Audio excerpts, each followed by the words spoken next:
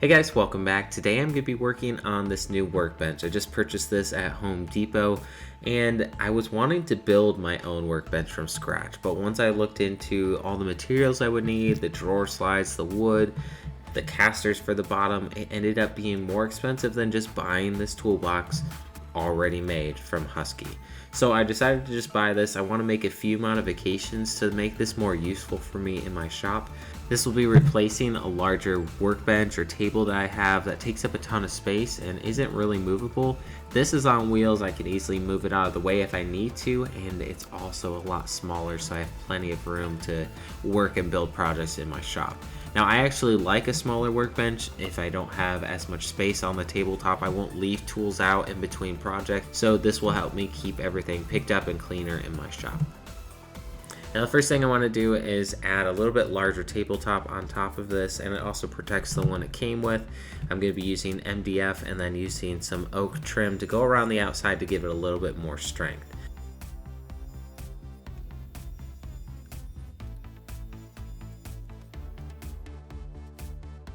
Once I have the tabletop cut out to size, I'm going to come back with a few strips of MDF and layer those on top around the border of this tabletop. That'll give the lip a lot more strength, and then I'm going to also come back with some oak strips and add a molding around the outside to protect the MDF. MDF doesn't have that much strength in itself.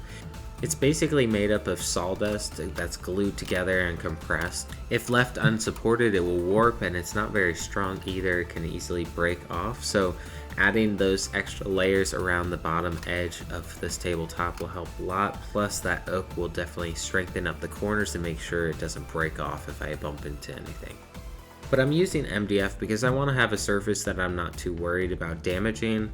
I know I won't care too much about the MDF, so if I end up scratching it, staining it, it'll be perfectly fine. It's not the end of the world to me. If I had a really nice, beautiful hardwood top on this bench, I wouldn't end up using it because I'd be too afraid of damaging it.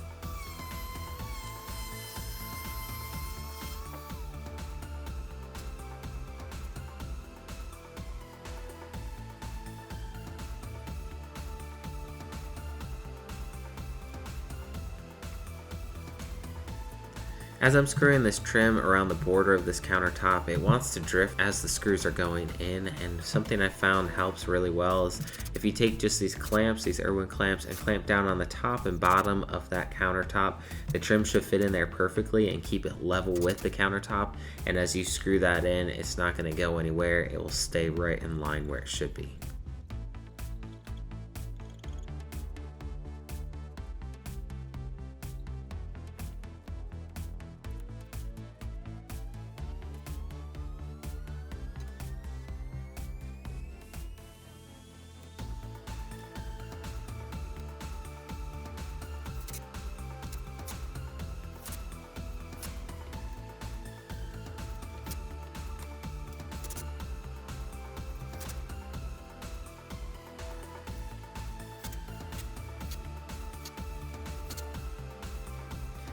So that's the finished countertop, and I'm going to come back with some stain and seal this in a little bit, but I'm going to move on to the back. The next thing I want to add is a French cleat system on the back of this counter. Currently, all of my benchtop tools are mounted on a French cleat system. I have them hung up on the wall, but what I want is to have the ability to take those off the wall, hang it on my workbench, and use it for the specific project that I'm working on. This makes my workbench a lot more versatile, and I could use it for a lot of different things. You want to be careful where you screw this into the back of the toolbox because you can screw directly into the drawers or the sliders and mess it all up if you're not paying attention to that. So what I'm going to do is actually use some factory made bolt holes that I believe are meant to hang sort of a backdrop or a shelving system above this toolbox. It works perfectly for screwing this sheet of plywood right to the back. So I'm going to put in 2 on either side, and then I did find a spot where it's hollow in the back. I'm going to put in a few sheet metal screws to hold the rest of the weight.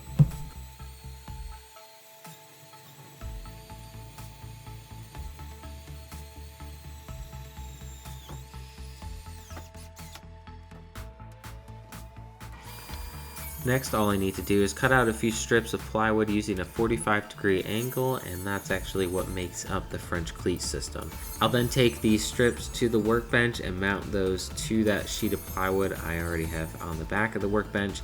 I'm not going to get into all the details on how this French cleat system works. There are already a ton of videos on YouTube that you can go to and check out if you're interested, but they have a lot that are dedicated just to this idea and teaching you how to do that.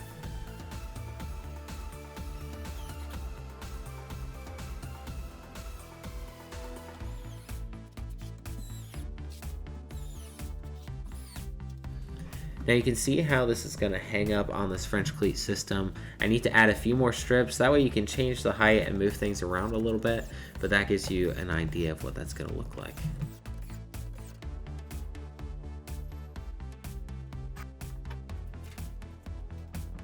So that's the finished French cleat system. I'm going to test it out, move things around a little bit, but what's really nice is I can move this around, put things away easily, and not have a dedicated workbench or section on my workbench for each tool. I can have several of them on the workbench at one time if I need to. Back to the countertop. I wanted to seal this real quick, and I used some boiled linseed oil. I ended up deciding I wanted a little darker. I didn't quite like what this looked like with just the boiled linseed oil, so I came back with a dark stain and added that over top. I took some time to let that soak in and sort of dry on the wood, and then I came back with my new laser engraver I just got and wanted to test it out and see what it can do. So I took my logo for the channel and engraved that onto the surface of this bench top. It came out looking really nice, definitely not necessary, but it was a lot of fun to test this out and see what it can do. If you're interested in getting one of these, I'll leave the link down in the description below, but this is the Ortur Laser Master 3. This turned out looking so nice, and like I mentioned before, I just wanted to darken it a little bit more, so here's that stain I was talking about. After staining, I'm going to come back with a real quick sand and just lightly sand this down, and then add 2 coats of polyacrylic over top of this. So my goal was to make this look a little bit rough and make it look like it's already worn and used, so hopefully over time this won't get ruined as I use it, it'll just add more character to it. So that's sort of the idea behind the rough staining and darkening it and making it look the way it is. So that's just a style preference, but hopefully that allows it to last longer without it looking destroyed.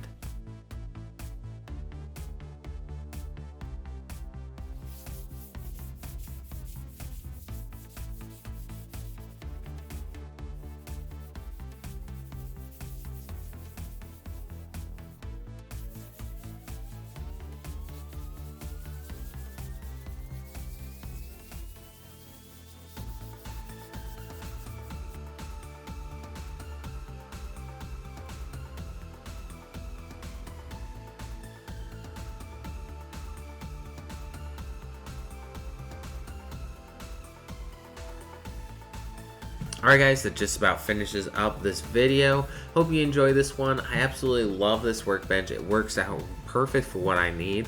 It's got a ton of storage space underneath that I've moved over all my most frequently used tools to be right under my workbench. Easily can get to them every single time. And like I mentioned already, it's a lot smaller than my previous one, so I have a lot more room in my shop, and it's movable so I can easily move it around if I need to get it out of the way.